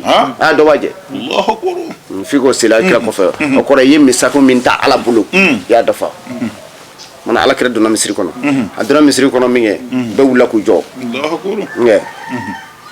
kala kira fu sallallahu alaihi wasallam misiri nafila la misiri ti wele nafila la ikamati jibril de misiri wele ado Allah o wajibi ye parce que olu na nafila misiri nafila te olu ka farda de kira bɛɛ ka farda do nabi ma bɛɛ ka farda do Allah jibril misiri wele ka ikama kɛ ala kira bilalaw ɲɛ sallallahu alaihi wasallam ay kira bɛɛ seli ka nabi ma bɛɛ seli Allah akbar a fɔ de ma ko misak o ye ladu min da ala ye o ye ladu min da ala kira sallallahu alaihi wasallam o y'a dafa ye Allah akbar ala k'an bɛɛ sɔrɔ Amina rabbi an bɛna se o tɔ ma ɲɛfɛ Inshallah rabbi donc ni aya in na وإذ waizi muhammadu waati kozuma Akaza. allahu ala taala ye minɛni kɛ Misaka. misa ka layidu kana nabiyuna kabini nabima bɛɛ lajɛlen fɛ lama waati min na آتيتكم ne ne ye dili k'aw ma Min kitabi. kabini kitabu la Wa hikmati. ani kiiti dɔɔni Summa. suma o kɔfɛ Jaakum. akum rasulun kira nana aw ma n'o ye muhammadu ye Musaddiqun. yala a bi tiɲɛtigɛli kɛ wa Lima ni fɛn ye ma ma'akum. akum fɛn min nana aw ma لتؤمنن yala aw bɛna da nabima in na wa ولتنصرنه a bɛna dɛmɛ wa قال kala قال ko أكررتم ala ko a kɛra tum yala aw ye tigɛngɛɲɛ kɛ wa وأخذتم aw ye minɛni kɛ wa على ذلك أسري ne ye layidu kan minnu fɔ an ɲɛna k'a fɔ ni kira mana na bɛɛ b'u la nabila ibrahim kɔfɛ Allah akbar donc u tamasina i n'a fɔ ɲumanya duɲuman kɔ i y'a faamuya i n'a fɔ babaw Allah akbar n'i taara ni mɔgɔ ni ti den sɔrɔ fiyewu diɲɛ kɔnɔ fiyewu ni sera olu ma i bɛ den sɔrɔ i y'a faamuya fɛn o fɛn bɛ yen n'a ti kɛ fiyewu diɲɛ kɔnɔ ni sera olu ma olu de bɛ se ka kɛ ba ala de dɔrɔn a bɛ ɲɛ Allah akbar i y'a faamu o tuma na kisi sunna b'u la ruhbaniyaw b'u la n'o ye ala batula babaw b'u la ka ala ɲini fo k'a sɔrɔ olu b'u la Allah akbar mana o tora o cogo la da yakuba ale tun bɛ o sigiyɔrɔ in na ye ala tun ka fɛn bɛɛ daga ye mana fɛn dɔw de bɛ yen dɛ yakuba yɛrɛ de y'o ɲini ala fɛ illa ma harrama yakuba ala nafsi Allah akbar yakuba yɛrɛ de ye fɛn dɔw fɛ a ko e nin fɛn ninnu k'ale t'o dun i n'a fɔ o dunni i n'a fɔ alakira sallallahu alaihi wasallam i y'a faamu waati min na a tun bɛ madinɛ maninɛkaw ye fɛn dɔ pɔsɔni kana d'a ma saga kama Allah akbar o pɔsɔni k'a la kana d'a ma n'a kun banna n'a kun banna k'a dun sisan a bɛ kɛ haramu ye jɔn bɛɛ kan Allah akbar mais pɔsɔni b'a la o pɔsɔni kelen de alakira fa sallallahu alaihi wasallam o bana de wulila fɛ kɔfɛ Allah akbar i y'a faamuya mais n'ale kun y'a to yen a bɛ kɛ haramu ye Allah akbar diɲɛ bɛɛ kan bon yakuba de ye fɛn dɔw to yen k'ale t'o dun o kɛra haramu ye yakuba denw kan Allah akbar illa ma harrama yakuba ala nafsihi yakuba ye fɛn min to yen n'a ma sɔn k'a dun parce que dɔw ko k'a dunni yɛrɛ de kuma d'a ye dɔrɔn o kɛra dɔrɔn ala y'a kɛ haramu ye ninnu kan donc nabiɲumanw bɛɛ ten Allah akbar na من قبل min kabile o kun ye dɔw ko o kun ye ɲagame de ye ɲagame sogo kuma d'a ye quoi ɲagame yakuba bana ɲagame sogo de la Allah akbar non a bana ɲagame sogo min na o de dunni kɛra haramu ye yakuba ka bɔ nɔ kan Allah akbar na min kabili ka kɔn zila tawreta yani tawreta ka jigin n'o ye nabila musa ka tawreta ye kolo muhamadu a f'u ye sa aw ka na bi tawreta a ye na ni tawreta ye fatuluha a ka tawreta kalan in kuntum n'aw kɛra sɔdiqina bilayi ni kuma in bɛ tawreta kɔnɔ n'a ma ja a ye na ni tawreta ye an ka kalan n'a sɔrɔ aw tiɲɛtigi Allah akbar ha wulibali ko nin kuma yakuba nin kuma ye a b'a ka tawreta kɔnɔ tawreta ye jinin nabila musa nabila musa tawreta de jinin quoi nabila musa bɔra jin na a bɔra yakuba la Allah akbar ha yakuba bɔna do Allah akbar donc a ye na kalan o ma sɔn ka na n'o na faman maa min sa افترى ne y'i kɔ don على الله ala taala ma الكذب ka kalo tigɛ k'o da ala la من بعد ذلك zalika nin bɛɛ lajɛlen kɔfɛ فأولئك o tigilamɔgɔw sa hum olu tigiti azalimuna olu de ye tɔɲɛnikɛlaw ye ni yɛrɛ tɔɲɛnaw maa min dusukun datugulen don n'i ye nin fɔ ye a b'a fɔ hɔn k'a ɲɛna sago Allah akbar mais min dusukun dayɛlɛlen don n'a bɛ ala dɔn n'a bɛ ala kira dɔn sallallahu alaihi wasallam n'i ye nin fɔ ye a bɛ tuubi Allah Shikatara. kuma filɛ nin ye dɛ wa ni ma sɔn nin ma ka kalo tigɛ k'aw da ala la e yɛrɛ b'a dɔn k'i b'a la ka kalo tigɛ da ala la tigitigi wa e kɛra yɛlɛ tɔn ɲɛna ko lahara jɔ don ala b'i halaki naam kol muhamadu a f'u ye alahu taala ye tiɲɛ fɔ aw ka sɔn nabila ibrahima ka taa sira la hanifa nabila ibrahima kun y'a hanafiya diinɛ maa ye kɛna nabila ibrahima ma kɛ minal mushrikina a kun ti filankafo kɛ inna awwala baitin i k'a dɔn so fɔlɔ min n'o jɔra hadamadenw ye dugukolo sanfɛ o de ye so ye bakata so min filɛ makan dugu kɔnɔ ni alahu taala ye barika don so in na wa hudan n y'a kɛ kanafɛn ye alamina kana hadamaden bɛɛ lajɛlen ye fihi ayatun ko kabako bɛ so in na min kabako kɔnɔ donc o dɔnni baden min dir'olu ma olu yi a bɛrɛ bɛn n'u yɛrɛ ye a jateminɛ hali sini maa wɛrɛ ti don yahudiya la k'a fɔ k'i bɛ tubi ka kɛ silamɛ ye cogo min na ka tubi ka don yahudiya la ayi mɔgɔ de bɛ bange i ye yahudiya ye n'o tɛ i ti don yahudiya la mɔgɔ kɔni bɛ se ka don nazaraya la mais yahudiya olu ti sɔn ma fiyewu parce que olu ka ko bɛrɛ bɛn n'u yɛrɛ an tɛ maa si ti k'a ye an ka fisa ni bɛɛ ye donc olu kun ti fɛ bilen kabila wɛrɛ fɛn wɛrɛ ka di olu ma min ka ɲi n'olu ta ye ou bien olu ta ɲɔgɔn ka di maa wɛrɛ ma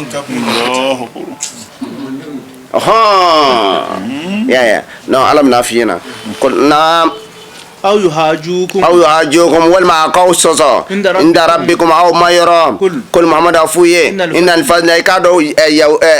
tawreta ni injila ni kuranɛ o ye alahu taala ka fasomaniya de ye ani kiraya alahu taala ka fasomaniya de don a bɛ alahu taala de bolo yutihi man yasha a b'a a di maa min y'a ja alahu taala ale ka fasomaniya fɛrɛnen don a ka ca alim wa ala b'a dɔn maa min y'a ja a b'a diba fana dɔn ala bɛ kɛrɛnkɛrɛnli kɛ n'a ka hinɛ ye n'o y'a ka cidenya ye a bɛ maa kɛrɛnkɛrɛn n'a ye maa min y'a ja wallahu alahu taala zulfadli ale ye fasomaniya tigi ye al-azim fasomaniya min ka bon naam wa min ahlil kitab an bɛna don a tɔgɔ ye haya min na sisan ni haya in jiginna yahudiyaw de kan hali bi an bɛ yahudiyaw de kan hali bi a y'a jiginna u ka cogo di u ka mɔgɔ dɔw tun bɛ yen n'i taara wari d'u ma n'i taara wari d'u ma k'u k'a mara u b'a mara i y'a d'u ma cogo min na n'i seginna ka na ten i bɛna sɔrɔ u bolo ten i y'a faamuya o de nana dɔgɔya u ka mɔgɔw la sa fo ka n'a kɛ alakira na waati seri n'i kun nana wari di alakira ma sallallahu alaihi wa sallam i nana d'a ma cogo min na i bɛna sɔrɔ a bolo o cogoya la i nana d'a ma cogo min na a b'a n'a y'a siri k'a bila cogo min na i yɛrɛ y'a siri cogo min na n'i y'a d'a ma ten i bɛna sɔrɔ a bolo ten fo ka taa se a ka hijira don ma o kɛra ka danaya fɛn to a bolo a y'a bɛɛ di ali ma ko ali ka segin a to ali y'a segin a to a y'a faamuya o don olu yɔrɔ de k'a ma ko danaya ba nka o bɛ se waati min na o y'a sɔrɔ cɛ kelen tɛ yahudiya la a tɛ nasaraw la n'i ye fɛn d'u ma kana b'u kɛrɛfɛ dɛ n'i kɔni bɔ kɛrɛfɛ dɔrɔn n'i taara dɔɔni dɔrɔn n'i seginna ka na bɔ fɔ e y'a dɔn ma waati jumɛn o y'a bannen de koyi o ye ko to ne ye i tɛna se ka fɛn k'u la donc ala filɛ k'o kuranɛ aya ne fɔ an ɲɛna naam man wa min an y'o fɔ naam wa min ahlil kitabi ko mɔgɔ bɛ yahudiyaw la mani maa min ntaamani ho n'i ye danaya d'a kan i k'i tɔɔri ni wari baden ye wari caman k'o danaya d'a kan dihi walayi n'i y'a d'a ma a bɛ tila k'a segin ilayka ka t'e ma k'a sɔrɔ a ma foyi bɔ a la wa minhum maa bɛ yahudiya ninnu na maa min ntaamani ho n'i ye danaya d'a kan n'i di dɔrɔmɛ kelen d'a ma la yu'addi ilayka walayi a tɛ dɔrɔmɛ kelen sigi ma fiyewu a b'a fɔ n'a sɔrɔ e ma dumi alehi i jɔlen don ka i man i jɔ ma kɛrɛfɛ dɛ fo n'i ma segin dɛ i jɔlen a kɛrɛfɛ dɔrɔn i ko ayi a di a fɔlɔ u dan ni teliya n'a ye k'a kɛ i n'a fɔ i ye kuma min fɔ a ye kitabu kuma don parce que n'i ko ra'ayina i m'a faamuya mais ala ko k'u b'a la ka min fɔ bilahi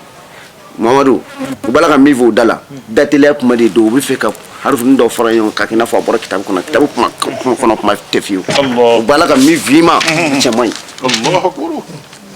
ɲi ala bɛ maa ninnu dɔn naam ma kana kalima kɛ dafɛn foyi ye n'o tɛ Allahu Ala Taala ka dilikow tigi ma alikitaba ko a ka kitabu dɔnni di o tigi ma wal hukma ka tila ka kiiti n'o ye sariya dɔn ye ka tila k'o di o tigi ma wan nubuwata ka tila k'o tigi ka nabi ɲuman ye summa k'o tigi bɛn'a fɔ yakulu k'o tigi bɛn'a fɔ linnasi hadamadenw ye kunu ko a ye kɛ ibadan a kɛ jɔnw ye li ne ko a ye kɛ ne ka jɔn ye min dunillahi min Ala tɛ kelen ye walakin nka kunu k'a b'a fɔ de ni na a ye kɛ Ala dɔnbaw ye ni fɛn ye ta'lamuna a ye fɛn min kalan n'a y'o ladɔnniya kitaba a ye kitabu kalan ni min ye wa bima ni fɛn ye kuntum n'aw tun kɛra tadrusuna a bɛ fɛn min kalan dɛ ko mɔgɔ Ala ti kitabu dɔnni si di maa si ma ka kiiti dɔnni d'o ma ka sariya dɔnni d'a ma ka tila ka a ti kɛ nabi ɲuman ye k'o tigi bɛna i jɔ mɔgɔw ɲɛna ko k'a fɔ mɔgɔw ye ko ale ye Ala ye ko k'ale bato ko fiyewu k'o tigi t'o fɔ fiyewu k'a tigi kɔni b'a fɔ ko a y'a jija a ka kɛ dɔnnibaw ye kitabu ye min fɔ a ye a n'a ye fɛn min kalan a ka kitabu kɔnɔ a y'a baara kɛ k'a tigi bɛ se k'o fɔ mɔgɔw ye ko nka k'a fɔ ko ne de ye Ala ye k'a tigi tɛ se k'o fɔ fiyewu a dun b'a la k'a fɔ ko nabi Isa ko ale ye Ala den ye ko Isa t'o fɔ naam rabbaniyin o de ye dɔnnibaw rabbaniyin bi maana Ala batobabaw al ulama amilina u bɛ baara kɛ ni Ala ko ye mana min kalan u bɛ baara kɛ n'o ye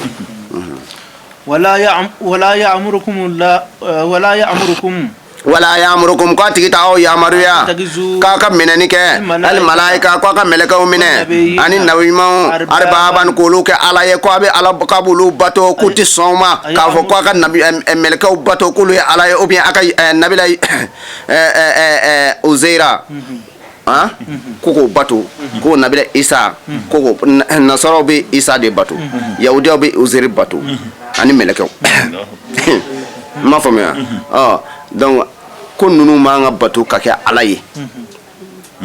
Ala kira de ko sallallahu alaihi wasallam ko maa si tɛ kɛ nabi ɲuman ye ou bien kiti dɔnna ye ou bien ka kɛ kitabu tigi ye ko Ala b'a fɔ k'i ka ko tigi b'a f'i ye k'i kana Ala bato k'i k'olu bato k'o tɛ se ka kɛ i y'a faamuya k'u tɛ se ka mɛlɛkɛw minɛ ou bien nabi ɲumanw minɛ k'olu kɛ Alaw ye min ni Ala yɛrɛ tɛ kelen naam n'o kɛra u bɛna aw yamaruya kafiriya baara la wa baada waati kɔsɔn antum k'a sɔrɔ aw muslimuna aw ye silamɛw ye u bɛna aw ye silamɛ waati min n'a b'a la ka Ala bato u bɛna aw to o Ala bato la ka aw bila kafiriya baara la wa kafiriya baara ye jumɛn ni ye fɛn o fɛn bato min ni Ala tɛ kelen ye kɛra k'a fɔ naam wa ize waati kosuma amina haya min fɔ sisan ni haya in jiginna Ala kullu ta'ami dumuni bɛɛ lajɛlen o kun kɛra kun dagalen don bani Israɛlakaw ye ne o Yakuba ka denw ye Yakuba denw dumuni bɛɛ kun dagalen don u ye u bɛ fɛn bɛɛ dun naam ilama fɔ n'a kɛra fɛn min ye harama ne nabila Yakuba harama Israɛla ni nabila Yakuba yɛrɛ y'o haramuya Israɛla kɔrɔ ye ko sufɛ taamaba nabila Yakuba bɔlen a ka dugu in na a nanen nabila Yusufu fɛ yen Yusufu ko a ma ko a ka yɔrɔ dɔ ɲini a bɛ sigi yɔrɔ min na a n'a denw parce que ale den ka ca a mɔden ka ca a bɔnna ka ca kojugu wa u bɛɛ lajɛlen kɛra nabiɲumanw ye u bɛɛ kɛra maa ɲumanw ye sisan Yusufu ko a ma ko a ka komi anw bɛ dugu min kɔnɔ o ye duguba ye bon duguba sigi man di nabiɲuman ye ten kosɛbɛ donc togoda dɔ lajɛ ni yɔrɔ min y'i yɛrɛ ja i k'o yɔrɔ jira an na an b'o yɔrɔ clôture ka d'i ma i bɛ sigi yen mana Yakuba olu bɛ yɔrɔ minnu ɲini o tɛ yɔrɔ gansan ye mana a mɛnna a bɛ taama nka n'a bɛ taama kɛ n'a bɛ taama kɛ a bɛ taama de kɛ sufɛ su o su nabila Yakuba tun bɛ bɔ a tun bɛ taama daminɛ n'a y'a daminɛ n'a ye dugu fa kelen ta yan fɛ a bɛ taa bila fo yan fɛ abi injila kala abi ala deli abi ala deli abi ala kufo abi injila kala abi ala deli abi ala kufo ha fo meleke nanama su binaina udo meleke di nanama meleke ko ma sisan ko yakuba ke wala kamina ala bulu ko ala ko kana yoro dima ko kana yoro jinda Israël le sigi cogo filɛ dɛ Israël le sigi cogo filɛ ko ala ko kana yoro jila ko nin yɔrɔ in n'o ye misira bakɔfɛla ye ko k'a daminɛ yafɛ ka taa bila fo yafɛ ko ninnu bɛɛ lajɛlen ko Alahu Taala ko k'a bɛna lahara jɔ don jɔya ko ala ko barakna hawlahu an ye barika don nin yɔrɔ in na n de ye Sami ye Yakuba ani mɛlɛkɛ kulu b'a nɔfɛ u ye yalala yɔrɔ in na kosɛbɛ tile 40 wɛrɛ u bɛ dugawu k'a yɔrɔ la u yalala kosɛbɛ dugawu kɛ kosɛbɛ o kumana yɔrɔ in ne kun kɛra a kɛra sisan a kɛra n'a fɔ mɛlɛkɛw ka da k'a kabakolo da dɛ a bɛnna ni yen de ye mɛlɛkɛw bɛ jigin dɔrɔn fip u bɛ jigin a yɔrɔ fɛ fip u bɛ yɛlɛ a yɔrɔ fɛ fip kabakolo da de bɛnna n'a yɔrɔ ye olu de y'a yɔrɔ jira kumana Israël bɛɛ yɔrɔ min na dɛ kabakolo da de bɛ yen umina kunfinw na dɛ lesa sabil k'a fɔ ko olu min filɛ nin ye ko ka kunfinw ka wari dun k'o dagalen don olu ye ko jurumu t'o la ma n'i taara i ka wari kɔni di yahudiya ma dɔrɔn ko y'o bannen ni ko in de tun b'u kɔnɔ parce que olu ko kunfin ka wari n'o dir'olu ma dɔrɔn olu ko kan olu b'o dun foyi t'o la y'a naam o b'a fɔ ko la il kaziba u bɛ kalo da Alahu Taala la k'a fɔ Ala de y'o daga olu ye k'a sɔrɔ olu ya'lamuna billahi u b'a dɔn coyi k'a fɔ ko kalo don Ala m'a f'u ye bala Alahu Taala ko tiɲɛ don maa min ye dafali kɛ hadihi n'a ka layidu kan ye ka tila ka siran Alahu Taala ɲɛ i k'a dɔn Alahu Taala bul muttaqina Ala bi Ala ɲɛ siranɲɛbaw fɛ dɛ ni fɛn dir'i ma cogo min n'i y'a segin ten k'a layidu dafa wallahi o de ka di Ala ye n'i y'a kɛ n'Ala ɲɛ siran naam ni k'a dɔn mɔgɔ minnu sa mɔgɔ minnu bɛ falenni kɛ ni Alahu Taala ka layidu kanw ye an n'u ka kalenni kanw olu bɛ falen sɔngɔ na ni min ye diɲɛ sɔngɔ fitinin ye k'o tigilamɔgɔ la khalaka ko niyɔrɔ tɛ lahum olu ye fil akhirati lahara jɔ don wala yukallimuhumullah Alahu Taala kuma ti kumaw fɛ lahara jɔ don Ala diminko jugu kɔrɔ a ti kumaw fɛ fiyewu wala yanzuru wa a ti filɛli kɛ ilayhim a t'u filɛ n'a ka hinɛ ɲɛ fiyewu yawmal qiyamati lahara jɔ don wala yuzakihim Alahu Taala t'u sanuya wala hum olu ye azabun ɲaŋata b'u ɲɛ alimu ɲaŋata min ma dimi ko minnu bɛ kalo tigɛ k'a fɔ ko Ala ye nin fɔ anw ye anw ka nin kɛ tan i n'a fɔ u ye min fɔ Ala ye nin fɔ anw ɲɛna ko danaya min b'anw kan a bɛɛ tan ou bien Ala y'a fɔ ko anw ka ni maa ye fɛn da anw ma sisan ko anw man k'o sigi u f'u ka fɛn o dagali dɔ ye an k'o dun maa minnu b'o kalo sugu ninnu tigɛ ka da Ala la Ala ko lahara jɔ don a t'u filɛ n'a ka filɛli ɲɛ n'i y'a ye k'u filɛ dɔrɔn ɲaŋata ɲɛ don a ko a ti kumaw fɛ fiyewu parce que a dimu mu kɔrɔ ko ɲaŋata b'u ye fana Ala k'an kisi o ma ɲaŋata min ma dimi Ala k'an kisi o ma donc ka kalo dɔ tigɛ ka da Ala la k'a fɔ Ala ye nin de fɔ ne ye tan o conséquence de nin la khalaqu ulaika la khalaqu bimana la nasib ni yɔrɔ t'u ye quoi a yɔrɔ bɛ min dɔn la khalaqun lahum fil akhirati fil akhirati lahara jɔ don wala wa inna minhum ko maa bɛɛ yahudiyaw la fariqan na jamakulu dɔw la yal'una olu bɛ da yɛlɛma kɛ ani k'u nɛnw yɛlɛma u nɛnw na ni kitabu ye k'u da teliya n'a ye k'a yɛlɛma ka k'u da hakilila ye jango i na kitabu ka nɛn yɛlɛma in jate minal kitabi k'o ye kitabu dɔ ye wa ma huwa k'a sɔrɔ u ka da teliya min filɛ nin minal kitabi a ma kɛ kitabu dɔ ye fiyewu olu na u bɛ fɛn fɔ huwa k'a fɔ k'olu min indillahi u filɛ ka fɛn fɔ k'a bɔra Ala yɔrɔ kana ye ka tɛmɛ tɔ bɛɛ kan ko kɔfɛ sa wallazina amanu maa minnu lemaniana ni Muhamadu ye aw yahudiyaw tɛ aw nasaraw tɛ minnu lemaniana o ye mu'minu ye o ye mu'minu ye n'o ye Alakira ka sahaaba ye ani ka fara an ɲɔgɔn kan Ala k'an bɛɛ kɛ lemaniya jɔn ye naam wallahu Allahu ta'ala lil mu'minina Allahu ta'ala ye mu'minu teri ye o dɛmɛbaa do waddati mɔgɔw surunyana ta'ifatun n'o ye jamakulu dɔ ye alil kitabi kabini kitabu dingow la dilluna n'a sɔrɔ u tun bɛ se ka aw fili ayo dilluna o tɛna filili kɛ illa anfusahum fana kɛra u yɛrɛkun ye wa ma yashuruna mais u tɛ sɔmi o la dɛ u m'o sɔmi sɔrɔ u tun bɛ fɛ ka aw fili ka bɔ silamɛya diinɛ kan ka bɔ aw ka diinɛ tilennen kan ka taa u ka yahudiyaw ma ka to ka yahudiya baara ma nka k'u tɛ se k'aw fili koyi ma yashuruna nka u t'a dɔn k'u tɛ se k'aw fili ya ahlal kitab ya aw kitabu dungo no yahudiyaw nasara ali be lema cogo jumɛn na aw bɛ kafiriya ayati lahi ni Ala ka kuranɛ banye antu ka sɔrɔ aw tashaduna billahi aw b'a dɔn tigitigi k'a fɔ ko kuranɛ ye tiɲɛ ye Allahu akbar aw bɛ kafiriya kuranɛ ma k'a sɔrɔ aw b'a ka kitabu kɔnɔ ko tiɲɛ don u b'a dɔn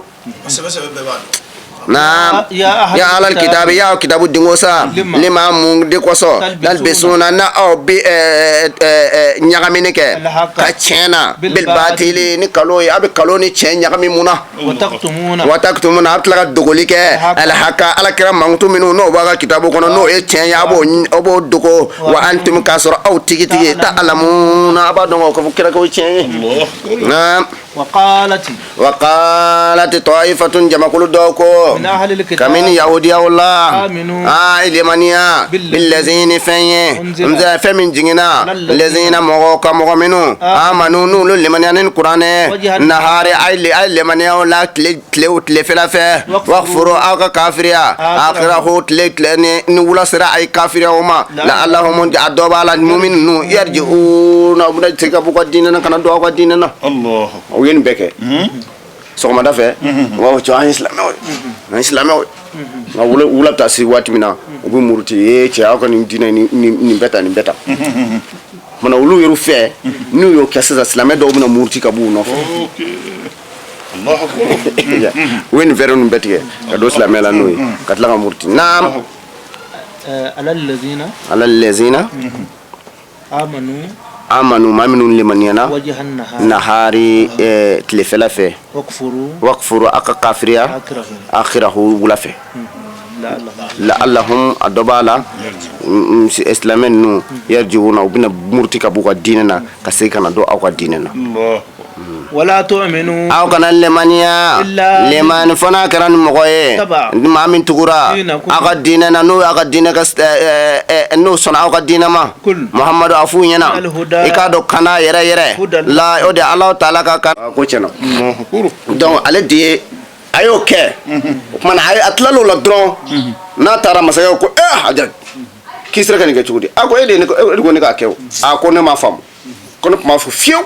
nkal kabachi asirana masake sirana fo bi yere do be amasno ko afara ko alkabachi la donna billahi o do amasno ko ay kle sabadi ka tisno ka nyete do allah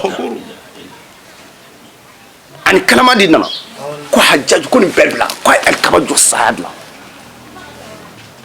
be fen fana ko go berbla ko alkabad la sans allah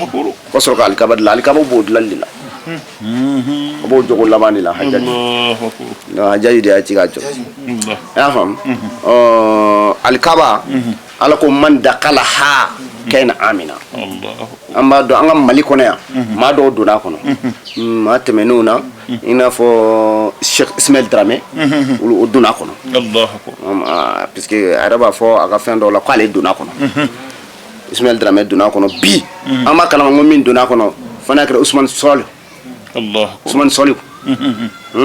ale fana duna kono Allah ni duna alkaba kono farda tisila ale kono Allah nafla de bisila kono ni duna kono nafla bisili ibi nafla do silta iba silta fandala iba sili fanande fe Allah bi jogo flasili ave bi jogo flasili ave abe jogo shigi masaki ya fama donc ni fen fen ni ale kono ala bisu woni duna ale kono ni bora ala bisu ka fen be ma ala ka bargala ha abison parce que yembi na fo ibnuna Allah taala ka kana di kono sa Allah koro yɛrɛ kɔnɔ i b'a kɔnɔ di mais farda tɛ sila kɔnɔ nafolo de bɛ sila kɔnɔ ala k'an bɛɛ sababu bi jahil mustafa sallallahu alaihi wasallam inshallah an bɛna jɔyɔrɔ ɲini waati sera okay ومن دخله ni maa min donna so in kɔnɔ o tigi kɛra amina o tigi kisira ولله walillahi wa adamu fa shishun fa ibrahim summa amaliku Allah akbar kusiyun kurisun qabla hazaini jurhamu Allah abdullahi ibn jubair summa hajjaju Allah akbar hajjaju ibn malik hajjaju ay baraka dina na de mais ay sabo toro Allah hajjaju kon ay baraka dina na mais ay sabo toro Allah akbar ay saba minnu kan do aljina minnu kan do aljina nyanda la akra sallallahu alaihi wasallam ala kala dugo ku ya yo dama mi fa ko jane nga qur'ane mi flambulo ni ka nukta kala tomi ani ka kala ale de yake hajjaju ibn yusuf Allah akbar Allah akbar mais sisan ale ka waati diinɛ kun bɛ n'a fɔ an filɛ tile min na bi diinɛ filɛ cogo min na ça fait maa kelen tɛ yen k'o de bɛɛ ɲɛmaa ye diinɛ ko la o kun tɛ yen ni e wulila dɔrɔn e bɛ dɔ kiri he a n'a fɛ alakira ko ta Allah akbar ne nin fana wulila a fɛ a bɛ dɔ kiri donc hajjaji de ko sisan ale kun ye kalanden ye a kun bɛ Basra o ye Iraki duguba dɔ ye a kun bɛ kalandenw kalan ye mais dɔ ka tɔɔrɔ de sera a ma ye k'a ka so minɛ ka taa n'a ye u y'a ka so minɛ ka taa n'a ye min kɛ a dimina ka sɔrɔ ka taa kalanyɔrɔ la ka taa ka kalan bɛɛ bila parce que olu y'a ka so minɛ u ma da a ka so minɛ ni ma koyi u tilala ka n'a bugɔ de quoi tilala ka n'a bugɔ o y'a bugɔ min kɛ o de ma bɛn a ma donc a bɔra ka taa ayiwa do sɔrɔsiya la n'an b'a fɔ n ko i n'a fɔ kɛlɛkalan na a donn'o na min kɛ Amawiyaw y'a ta k'a far'u kan donc maa min nanen don tajurusara nanen don ale nan tɛ dɔwɛrɛ la ale bɛ fɛ dɔrɔn masakɛ k'ale dɔn dɔrɔn parce que ale bila kɛlɛba dɔ kunna ale bɛ fɛ ka taa tajurusara de kɛ min kɛra la ko sa mana fo masakɛ nana dɔn cɛ nin ka farin koyi kɛlɛkɛ cɛ dɔ bɛ ne ka mɔgɔw la sisan o cɛ n'i y'o bila diɲɛ fɛn o fɛn kunna a bɛ k'i ta ye mana a nana mun kɛ a ko Hajjaju min n'i bila ka taa Maka min n'i bila ka taa alikaba bɛ yɔrɔ min na dɛ min n'i bila ka taa yen Hajjaju ko k'awɔ alikaba dama tɛ koyi Sedna Abubakar Sidiki a denmuso ko Sukena bɛ yen Sukena denkɛ fɛngɛ Abdulahi ibn Jubair bɛ yen o ye sahaba ye a ɲɛ dara alakira ka alakira y'a ye sallallahu alaihi wasallam wa o de bɛ misiri kunna ye olu fana sɔn dɛ an Amawiyaw tama donc min n'i bila ka taa ye n'i taara ye i jija i ka tiɲɛ faga ou bien i k'a minɛ ka na n'a ye Hajjaju ko ka nɔgɔ kojugu Hajjaju taara Hajjaju sera Makan min u ye Makan koli min kɛ o y'a ye ni maa min donna alikaba kɔnɔ o tɛ sɔrɔ ni maa min donna alikaba kɔnɔ ko kulu wa a ko a sina ka lettre jaabi kɛ o yɔrɔnin bɛɛ ten ale ma miiri lettre kɔrɔ la a y'a fɔ ni kodɔn de ye parce que a ko k'a donna kulu wo de kɔnɔ a ma fɔ k'a donna alikaba kɔnɔ dɛ k'a donna kulu wo de kɔnɔ ko n'a ma ci ko n dɔgɔnin tɛ sɔrɔ dɛ o yɔrɔnin bɛɛ masakɛ sini ka sɛbɛn ten ko kulu ci i ka n dɔgɔnin minɛ ka na di yan i y'a faamu Hajjaju ko k'a ɲɛna a ko n'ale alikaba ci ale ma ci dɛ a y'o fɔ diɲɛ bɛɛ ye a ko mɔgɔw ko k'ale alikaba ci k'ale ma alikaba ci dɛ ko masakɛ de y'a fɔ ale ye k'a ci wa ale y'a ci o kosɔn i y'a faamu o yɔrɔnin bɛɛ a ye minjaniki dilan minjaniki ye jumɛn min bɛ faraw kiriw ta nɔ a taara minjaniki ninnu sigi a y'a sɔrɔ Makan de bɛ kulu kɛmɛ ka koli halisa o cogoya don kulu kɛmɛ ka Makan de koli a taara sigi kulu ninnu de sanfɛ ka sɔrɔ k'a ɲɛsin alikaaba ma u bɛ gabakuru bila a kɔnɔ ni ko firip Allahu akbar ya yi wa donc a ye alikaaba ci hajjaju de y'a ci a y'a ci a y'a ci min ye cɛ min bɛ yen nɔ n'a bɛ fɔ o ma ko Zubairu Abdulahi bun Zubairu a taara a minɛ k'a faga k'a dulon يا فهم كادلو بكاي يا رب العالمين أعوذ بالله من الشيطان الرجيم بسم الله الرحمن الرحيم والحمد لله رب العالمين الرحمن الرحيم مالك يوم الدين إياك نعبد وإياك نستعين اهدنا الصراط المستقيم صراط الذين أنعمت عليهم غير المغضوب عليهم ولا الضالين آمين لغبتو منه أبو كالا صلى الله عليه وسلم أبي يومتو سرا أبي موبل سرا أبي تامرا أفيونا الله sabilan o kɔni o tɛ tako kelen tacogo kelen dɔw la sabilan n'i sera ka taa cogo o cogo n'i sera ka taa ten i ka taa ten